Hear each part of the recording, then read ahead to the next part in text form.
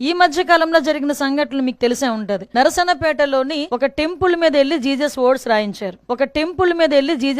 రాయించారు. అంటే ఇలాంటి సంఘటనలు చూస్తుండేటప్పుడు ఏదో విధంగా మత కల్లోహాలు తీసుకురావాలి, ఇక్కడ లా అండ్ ఆర్డర్ ఇష్యూస్ ని క్రియేట్ చేయాలి. ఒక క్రిమినల్ పాలిటిక్స్ లో ఉంటే ఎటువంటి సంఘటనలు జరుగుతాయో అవే సంఘటనలు ఇప్పుడు వాళ్ళు పునరావృతం చేయడానికి రెడీ అవుతున్నారు. లోకల్ గా హిందూ టెంపుల్స్ ఏవైతే ఉన్నాయో దాంట్లో ఒక క్రిస్టియన్ స్లోగన్స్ ఏవైతే రాశారో ఆ కేసుకి సంబంధించి డీటెయిల్స్ చెప్పడం కోసం ఈ రోజు ఇక్కడికి వచ్చాము. సో దీని మోటివ్ ఏంటంటే ఇప్పుడు ఆల్రెడీ బాగా రన్ అవుతున్న చర్చ్ ఒకటి, బుర్జి దగ్గర ఉన్న చర్చ్ ఒకటే. రీసెంట్ గా ఏంటంటే ఎలమంచిలి విలేజ్ అవుట్స్కట్స్ లో ఒక కొత్త చర్చ్ ని కన్స్ట్రక్షన్ చేయడానికి వాళ్ళు ప్లాన్ చేసుకున్నారు. ఇంకొక పాస్టర్ ఎవరైతే ఉన్నారో వాళ్ళు ప్లాన్ చేసుకున్నారు. సో ఎప్పుడైతే వాళ్ళు ప్లాన్ చేసుకున్నారో ఈ ఇక్కడ బుడితి చర్చ్ కి రావాల్సిన క్రిస్టియన్స్ ఎవరైతే ఉన్నారో వాళ్ళు రావడం తగ్గిపోతుంది అన్న వర్షన్ తోటి ఈ ప్రాబ్లమ్ ని ఇట్లా క్రియేట్ చేస్తే విలేజెస్ ఆటోమేటిక్ గా కొత్త చర్చ్ ని కట్టడానికి అపోజ్ చేస్తారు.